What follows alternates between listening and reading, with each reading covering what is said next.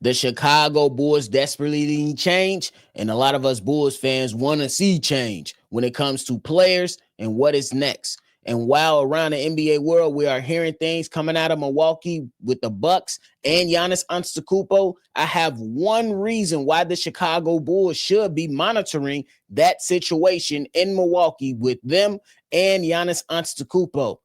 We're going to talk about it. And then I also want to revisit the flawed vision that the Chicago Bulls have with trying to emulate the Indiana Pacers. And we also have a caller that's going to give his thoughts on today's episode. But before we get into it all, you got to hear the music first.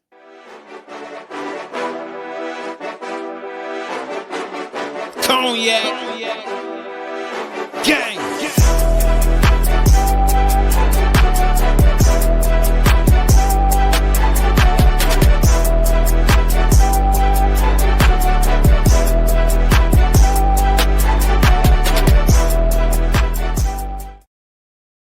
Shot Bulls podcast with the Cognac Boys. I'm Cognac Boy Bobby, and I'm holding it down on today's episode. So if you're tuned in and ready to talk Bulls talk, even when they give you a headache, make sure you hit that like button and subscribe. Hey, y'all, I woke up and decided to put on some Bulls gear.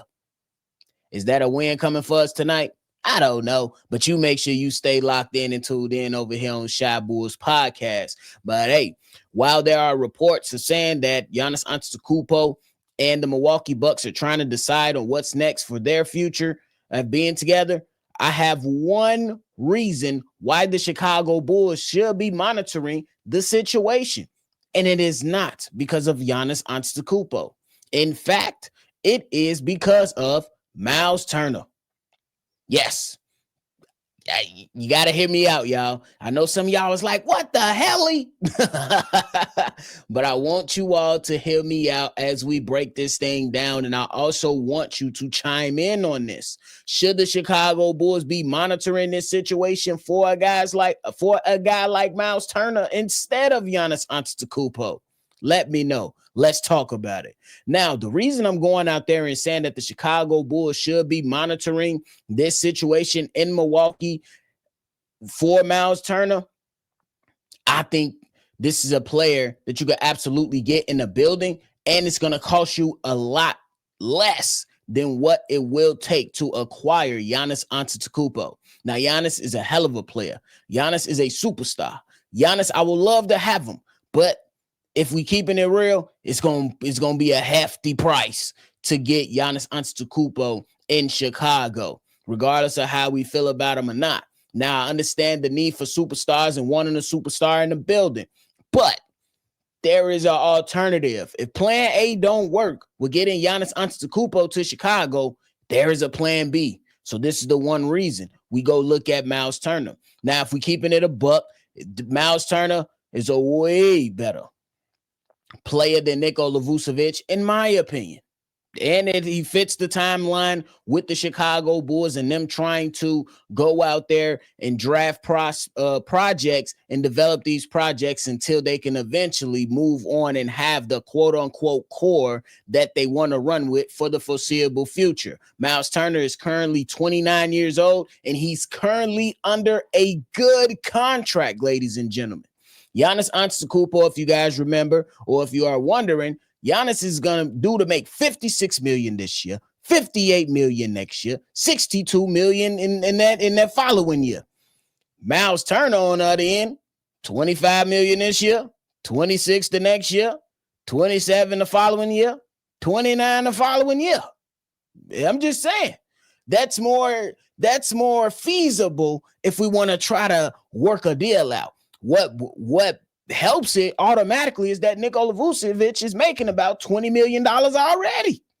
So that means all we probably got to do is offer another player, throw in a couple picks, and we might be able to get our center for the next few years. This is a center that is shooting better than at the three-point line than Nikola Vucevic, career 36% shooter from the three-point line, and the guy that can actually bring some physicality and some toughness to the center position that we desperately need.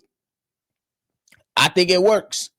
I honestly think it works. I like Miles Turner. I'm not saying he's the greatest big in the NBA, but he's definitely one of the better ones around the NBA who can stretch out the floor, who can give you a little bit of something on defense. Maybe not the defensive presence that we are wanting in Chicago, but I guarantee he'll slide them feet better than Nikola Vucevic. I guarantee he can go out there and help you rebound some things to help the Chicago Bulls team. Now, if we go out there and look at the stats, Nikola Vucevic, you're going to see double digits. Miles Turner, you're not going to see so much. Not even going to lie to you. You're going to see about 6-7 rebounds, and I think that's due to him being able to space the floor. That's why when we talk schematically, we look at Miles Turner and saying, hey, my boy, hey, if you can go out there and shoot the three like that at a consistent level, the way that you are able to do so, we'll take it. And then that just requires other guys on the basketball team to go out there and crash the boards, which we have failed to do. So we'll see what that is with that. But that's my one reason why the Chicago Bulls should be monitoring the situation in Milwaukee with the Bucks and Giannis Antetokounmpo. I need to hear your thoughts on that. I really want to hear your thoughts on that. Instead of going out to Giannis, look at the situation, because once the Milwaukee Bucks trade Giannis, I'm pretty sure they're going to try to go out there and acquire as many picks as possible, because they don't have first-round picks for years to come. It's going to be really, really difficult for these guys to try to go out there and put a winning team around Giannis Antetokounmpo as it currently stands without having so many draft picks on their side. So one would assume that once you move off Giannis Antetokounmpo and go out there and accumulate those 3 to 4 or 5 draft picks that you're gonna get, that you can go out there and go out there and chase Miles Turner to see if you can get him for maybe another draft pick or two. And it'd be way cheaper than what you got to give up, and they'll be able to get an expiring contract with Nikola Vucevic. You send him on over and let him pout over there. Let me know what you think. Let me know what you think. Hey, we trying to figure out Chicago Bulls, man. We trying to figure it out, guys. That's all we trying to do over here. So let me know. Bobby, you tripping? Bobby, I agree, I disagree. Let me know. Type it in the box below. But hey, now let's move on to the Chicago Bulls vision that is not helping them, man. Let's go out there and figure this out right now. The Chicago Bulls reportedly, I think it was over the offseason earlier this year, that they wanted to try to create a team in kind of the same light as the Indiana Pacers, right? Cool. We all thought that there was going to, well, not we all, but some of us, including myself, I put myself out there, thought that this was actually a decent idea. You know what I'm saying? We're not saying who's better than whoever, but when we look at the makeup of the team, you will say, hey, Tyrese Halliburton, Josh Giddey, Miles Turner, Nikola Vucevic, Montes Buzelis, Pascal Siakam. We was trying to make it make sense. We was trying to make it make sense. Honestly, but then when you look at it and you start breaking it down and you look at this shit right here, it was a bad idea, and it was flawed. The reason I think it was flawed is because you don't need to emulate anybody. Go out there and be yourself. Go out there and work with the players that you have and see how you can adjust that way. Go out there and improve your team the best way that you can to see them thrive. Go out there and draft polished players and adjust accordingly. Everything does not have to be, oh my God, I'm the smartest man ever because I was able to take these projects and turn them into NBA players. No, we don't want to hear that shit. Because when you look at guys like Nesmith, legit 3-and-D player, shoot the three, got athleticism, play defense, boom, you work with that. Nembhard, you see what he can do. He can go out there, get to the basket, shoot the three, defend, play make a little bit, boom. That's the type of stuff that you got on that team over there. Obviously, they have more than just that with guys like Pascal Siakam, who could close the game out and who hit the game winner over the Chicago Bulls the other night. But Chicago Bulls right now, at least in our starting five, we got some deficiencies. The center position is the first flaw. Then you're looking at Montes Buzelis, has not been great, has to be absolutely better. And we're holding Montes Buzelis to this new level simply because he brought the attention on him. If Montes Buzelis came into the season and he said nothing, I don't think we'll be complaining. maybe we'll still be talking about him being better and taking that second year leap. But to the standard that we're holding Monty Buzelis is due to him talking. He came into the season saying he wants to be most improved player. So we holding him to that standard. And right now, you're falling below that standard. So, buddy old pal, we need you to be better. So, yeah. And then when you look at other aspects of the team, you just say that where's the depth? And I think that the number one thing is that they have the coach that's available to them to go out there and play the style of play that they want to play and be as productive as they have been outside of this season. We'll give them that. Outside of this season. Because when they are healthy and they got their engine to run the show and Tyrese Halliburton, they moving. And then and for some games that they've played, they still been competitive to come into these games and still give themselves an absolute chance because of coaching. Does Billy Donovan give the Chicago Bulls a chance due to his coaching? You know the answer. You know the answer. You know it. So the way that the Chicago Bulls, they went about this whole thing, I think that they've been screwing it up. Me personally. Because if you want to go out there, you want to do something, I think that you absolutely have to be yourself. Yeah, it sounds good to go into comparison of some other team, but at the end of the day, you can only be yourself. You can only be yourself. And then when we talk about the depth aspect, you don't have that many. You have depth, but at one point, we thought that the depth of this team was going to be something that we can really, really lean on. But injuries started to come into play. Players started not to show up. Players that are on the bench started to have to now step into starting roles and receive an extended amount of time on the actual basketball court. So it gets diminished a little bit. And I think that when you think about it, if you break this down just a little bit further, when you talk about the depth of the Chicago Bulls and you look at what we have, you don't have too many guys that can do things coming off the bench at a high level. I don't see it. I don't see it. Do I like Julian Phillips? I do. Do I like Dalen Terry? I do. But you had opportunities to get more. You had the opportunity to get some more polished players in years past, and you bypassed that for projects. It's not a good formula. And I believe that if we went out there and we did things correctly, we'll be in better position we'll be in better position. That's all I believe. I'm not saying that we'll be an Eastern Conference contender, but I think that we'll be in better position than what we are at today.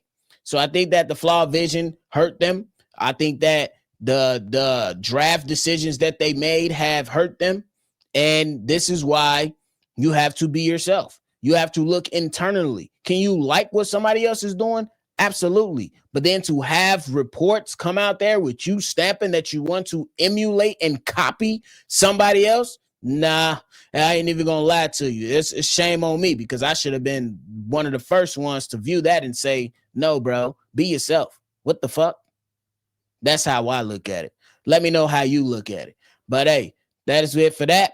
Now, before we end the show, we're gonna hear from my man's Greg, who called in and gave his thoughts on Nikola Vucevic. Here it is. Yo, bro, we need. Oh, this is your boy Greg. My bad, but we definitely need to get rid of Vooch. The brother misses too many rotations and too many defensive assignments. I understand he's not the greatest athletically, but come on, bro, you got to give an effort, bro. We need effort at this moment. We're getting smacked because we need effort. I don't understand how Billy not preaching effort when he came into the season talking about defensive physicality and effort. And in these last lot of games that we lost, there's been no effort and no defensive physicality. All right, guys. Let me know what you guys think about that. All right. So we heard from my man's Greg. Appreciate the call, brother. Thanks for calling in. And I agree with you. You can't come in and talk about effort and nobody's showing effort. And then I also, 100, 1,000, 1,000,000%, I'm going to agree with you with Nikola Vucevic got to go. That's why we started this episode with talking about Miles Turner, because he will be included in the trade package. Get out of here. We done with you. Sick of you. Tired of you. Thank you for the few years that you did something, but the last 2 years, he's not bought in. How the hell you call out players for their effort and call them soft, and then you come out and you play soft damn near every night? Huh? Makes no sense. Makes no sense. So you supposed to, if you're gonna call somebody out, you better back that shit up with some dominant performances. That's just how it go. Or some really good performances. That's just how it go. Like, you can't go out there and call somebody out and then you gotta go out there and touch the microphone and say, I'm not happy with how I played today. Shut your ass up. You should have been better. You should have been better. Don't nobody want to hear that mess.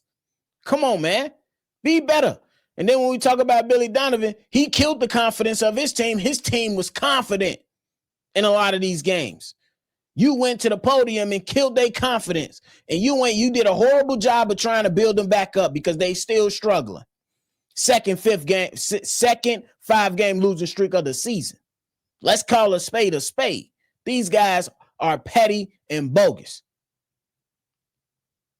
And I blame Billy Donovan for giving Nikola Vucevic a green light to feel like he can castigate this team when he ain't did jack. It's unacceptable, bro. It's unacceptable. The effort has been piss poor, especially in the fourth quarters. Especially in the fourth quarters, to where these young guys need guidance. Hey, my team ain't operating right. You need to be barking on that sideline instead of walking up and down that sideline with your arms crossed and not saying nothing. Speak. Yell at them.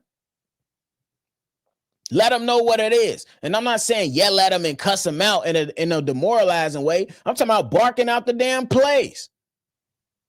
Telling guys, hey, have a sense of urgency. When you go to a timeout, hey, this is what we need to do. Hey, when one of your players have a hot hand, lean on the hot hand. That's what we talking about. And they feel it. I always say it, bro. Teams are a reflection of the coach. I always say it. You can't preach toughness and effort if your coach ain't tough and showing effort.